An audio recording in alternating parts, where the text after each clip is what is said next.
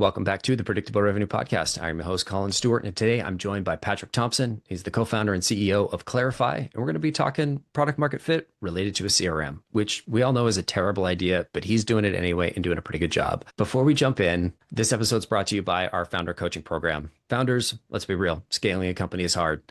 You've got to hire, raise money, close customers, and a million other things. What if you had somebody who's been there, done that before? At Predictable Revenue, we're building a for founders by founders coaching program specifically related to helping you find your first customers, strengthen product market fit, build your first sales team. If that sounds interesting, give me a call, send me a homing pigeon, something, get in touch.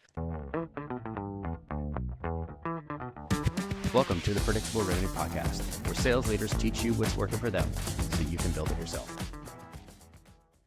That being said, Patrick, welcome to the show. I'm looking forward to digging into why you're crazy enough to think CRM is a good idea. It didn't work for me in 2012. Didn't you get the memo? Yeah, I think we're both crazy, but yeah, excited to be here, Colin, and appreciate you having me. Tell me why you're crazy enough that Salesforce has already won CRM. I've lost. What makes you think you can, now is the right time to try and take on Uncle Mark? And this is the biggest transformation that we've had in industry since mobile or desktop computing, right? If you think about AI in general, so I think now is the perfect time to go try to take a big swing for the fences here. To give you a little bit of context, this wasn't an easy decision. I'd previously worked on a customer data platform company, which was sending a bunch of data to different marketing automation tools, CRMs, data warehouses. And the problem that we saw time and time again was customers just struggling with quality data as it related to customer data. And these underlying platforms just really not servicing them effectively. And so when it came time to start another company, I went and talked to pretty much everyone who worked in this space, I think minus you, Colin, to see why is this not going to work, and talked to a bunch of different early stage founders and folks who had made the purchasing decision to choose the existing incumbent, and decided that for the next 15, 20 years of my life, if there's one thing I can go solve, I don't see another better problem to go solve than really build a CRM that founders and teams love to use. What went wrong in your brain that you're like, this is a great opportunity to chase? I mean that in the kindest possible way. And I totally agree with you. AI being one of the biggest disruptions that we've seen, arguably bigger than mobile, because mobile kind of happened and then everything got responsive, and mobile didn't really change too many business models from a fundamental level, but it feels like AI has the opportunity to be that fundamental shift. Yeah, I mean, 1,000%, every company is either going to have to become an AI company or die at this point. Mm-hmm. And that, you could say, wasn't the case with mobile, right? There's plenty of legacy vendors who still survived without necessarily adopting or riding the mobile wave. But that's not the case here in the context of AI. I think with deciding to work on a CRM, I think it's an easy thing. There's a ton of easier problems and challenges to go solve. But I think for me, it was really just what is the opportunity to go build a generational company that kind of can pass the test of time, something that will be here, 30, 40, 50 years in the future. And there's very few categories where you can build and go to market tech that can do that, right? Every other company ends up getting consumed by Salesforce or other existing incumbents. And we didn't want to be one of those startups that ended up building on top of an existing platform that didn't have long-term legs on its own.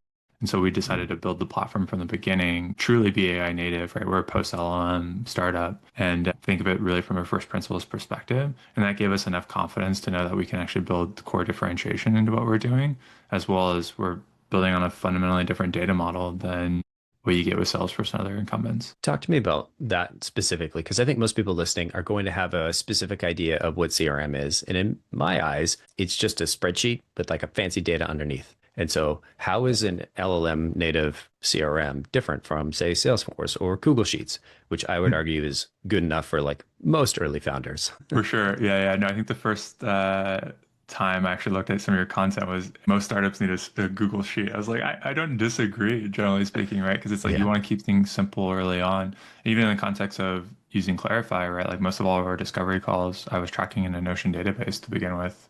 And then over time, we obviously built a product that really was designed for us. But yeah, let's look at the evolution of CRMs, right? So CRMs kind of came out from a Rolodex, right? You used to have this thing on your desk that had all the contacts that you'd be cold calling and trying to sell software to, or sell, even back in the days, it could have been vacuum cleaners. It didn't really matter. And then that moved into a digital world where you had a database, right? And that database typically was on-prem, and then it became cloud, and it got more sophisticated and more advanced over time. We talk about AI native, but it's not just a database, right? It's not just relational data.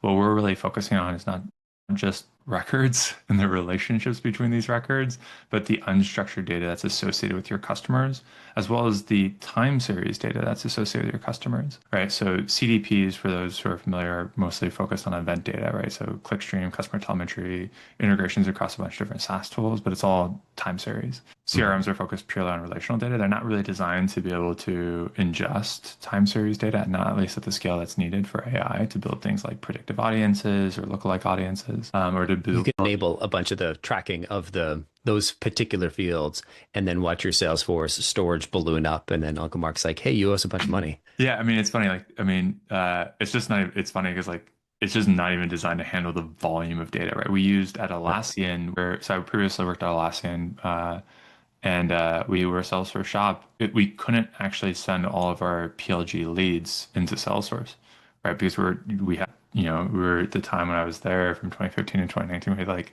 millions of records, right? And it just wasn't designed for that scale, let alone us being able to send things like our clickstream or telemetry data into doing things like product qualified leads or account scoring or account health. That just wasn't how it was built.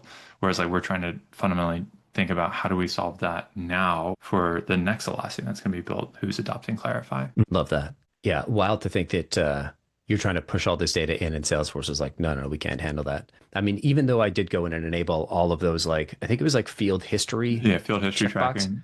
Yeah. Totally. There's nothing, I shouldn't say there's nothing, but from a regular user, there isn't a ton that you can actually do with that data. That's correct. Yeah, it mostly just enriches the activity history over time. But actually, the hard part about activity tracking for fields in Salesforce is you're actually limited on the number of fields you can actually track activity on, and then reporting becomes a bit harder as well, right? So this is why there's other tools like Clary who've done a really good job on change data capture on top of Salesforce, because they're actually tracking every single field updates on any of the fields, and that's how they build their forecasting model.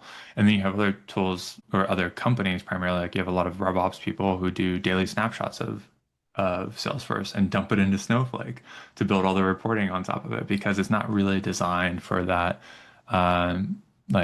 just time series reporting. I'm curious from the understanding though, okay, this is the LLM native CRM.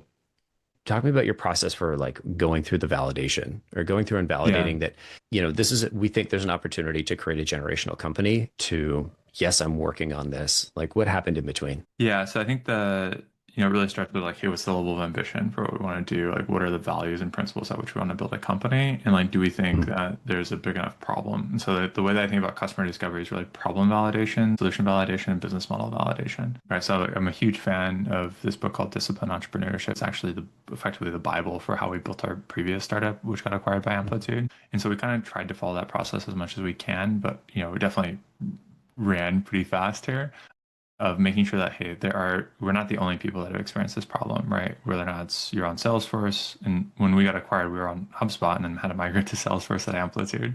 So, validated a lot of this with Salesforce customers, validated a lot of this with HubSpot customers, and then tried to learn as much about the market perspective as I can, just to gut check, right? And so when I think about customer discovery or validation, your job is to not prove your idea, it should be to disprove your idea.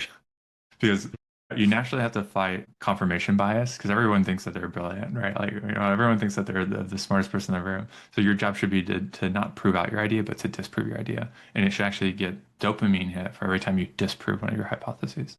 And so that's kind of the model that we did. And so we did, I did over 80 customer discovery calls before leaving and starting this company with different folks, both experts as well as practitioners, as well as people who are using this software on a day-to-day basis, as well as a bunch of folks in the RevOps community, just to understand what don't I get here? Why isn't this a solvable problem? Or why isn't Salesforce solved this, as an example? And I was getting very similar answers for what it's worth. And so you talked to 80 folks. You found out that people are ready to have their cheese moved? No, I mean not all the time too, right? So I think this is the hard part, right? I think we validated that there was a problem, and the solution that we presented to people got people excited. The hardest part about anything though is just like understanding like change management, right? So like to switch a CRM is a lot of work, right? So a lot of the people that were validating that the pain points existed ranged Mhm. from, seed series A companies all the way to publicly traded companies, right? And so like our ICP now is not publicly traded companies, it's like early stage startups.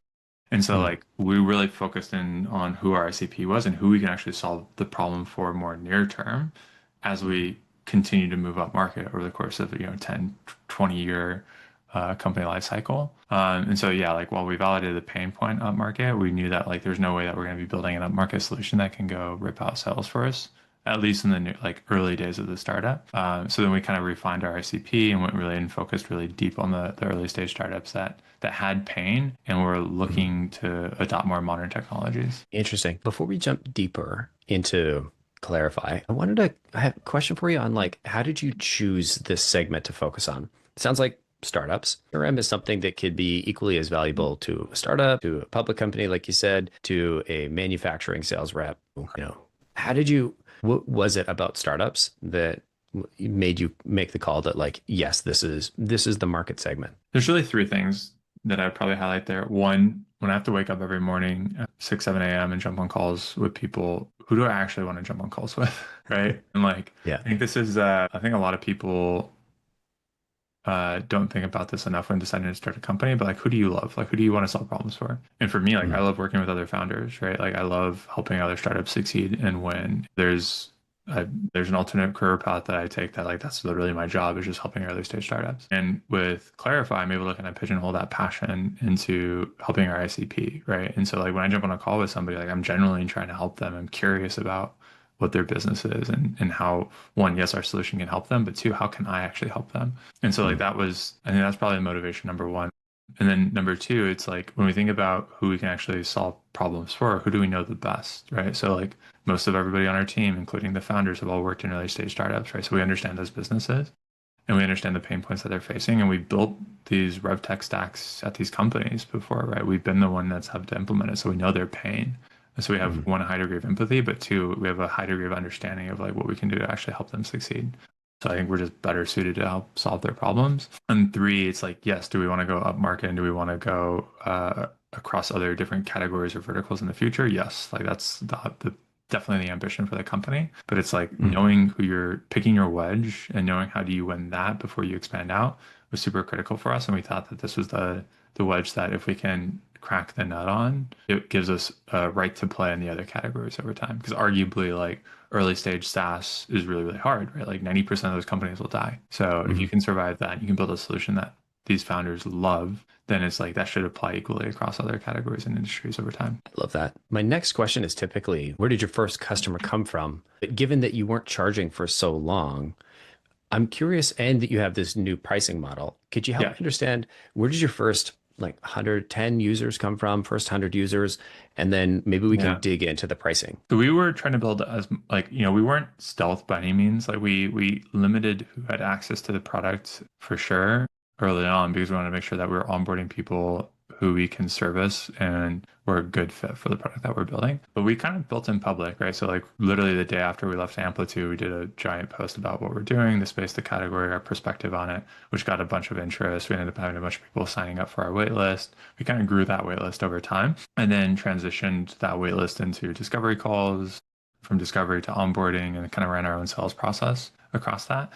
And originally, our goal was to work with 10 companies and just make sure that we can get them successful. And then that grew to 50 companies and then grew to 100 companies. And we slowly opened up the gates to the point where we felt confident that, like, if somebody comes in and signs up for Clarify and they're within our ICP, right, they'll be successful. And I'd say that's why we launched a couple of weeks ago. So we felt like we kind of hit that turning point where it was like the Mhm. product was good enough for most people. There's still obviously a lot of things that we need to work on and improve on in the product, but that was the philosophy that we had. Now, when it came to, we didn't collect revenue for the first year, and a lot of that was because we were in this early access design partner program. We weren't as worried about validating willingness to pay because of the category that we're in. I would say like I wouldn't necessarily recommend that to all founders.